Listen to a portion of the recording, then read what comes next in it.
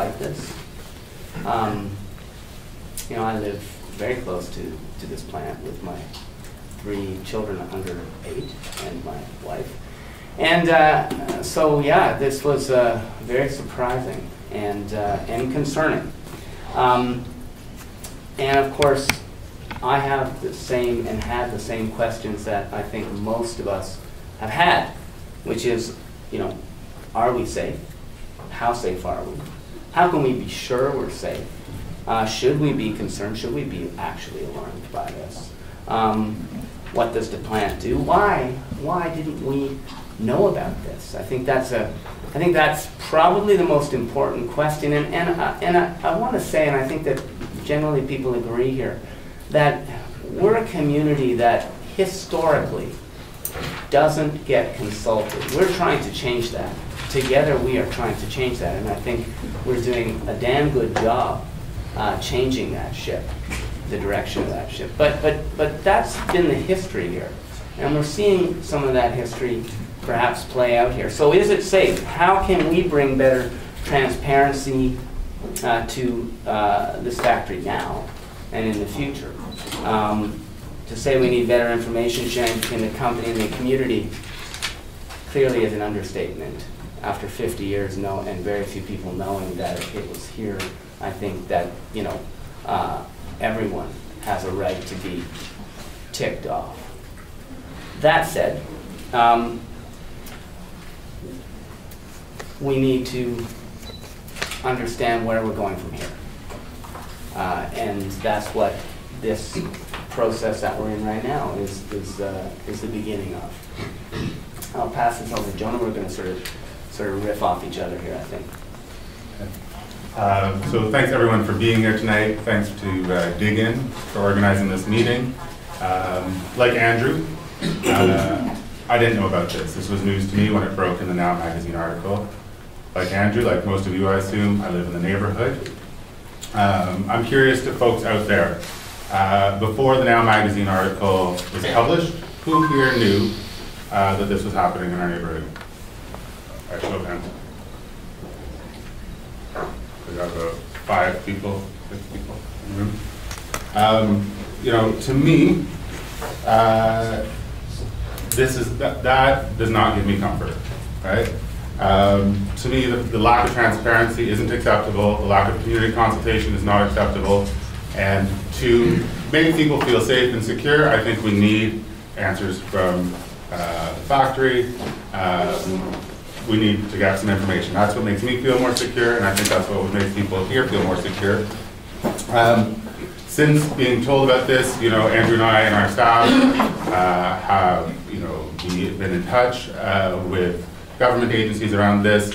We've been in touch with the plant. We arranged a tour yesterday to be in there. You know, and our job here, you know, like Zach, I'm not a scientist, but I'm, you know, absolutely here to be an advocate for this community, to make sure that people get answers and to make sure ultimately that people are safe. And we'll continue to do that. You know, one thing is that the federal regulation does require that a public information program is in place. I think Zach alluded to this. And, you know, at this point, there was a 10-year lease renewed in 2010. Part of the renewal of that lease should have been proper community consultation. And when we asked questions yesterday to the regulator, to the factory, you know, I wasn't very satisfied that proper consultation happened in that case. We were told, you know, I know how to make people aware of an issue. I ran an election, and the way I ran an election in one election was by talking to people in the community to get their vote. You know, what we know is that there wasn't proper consultation. There was a one-page article posted in the Toronto Star, and that those committee hearings happened in Ottawa, not in this neighborhood. So I'm going to turn it back to Andrew. Well, it's very clear that there hasn't been adequate public information. If very few of us know about this, then there hasn't been adequate public information. Now, this is, in our view, a critical condition of the license. And if no one knew that this plant was there, that something went wrong. Now, the government renewed the license, and even with reservations about this public information process. Now, is this acceptable oversight on the part of the Minister of Natural Resources? In our view, this is not acceptable oversight. That the Minister of Natural Resources has questions to answer directly to this community. And it's there that this fight at the federal level must take place. We need better, at the local level, we need much better communication, we need much better transparency, but we need to ask questions and get answers from the federal government around, is this sector part of their aggressive deregulation regime? That's a question we need an answer for.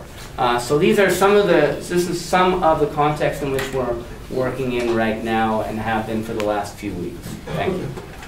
And just to finish up just for 1 second, I think this is a positive start here. You know, we need a respectful dialogue in this community. We've heard from a lot of different voices, different perspectives in this room, and I think proceeding in a respectful manner, listening to all voices is going to bring us to a good answer here. I think the last part I'll leave till later, but you know, the bigger question is about our energy policy overall in terms of nuclear energy.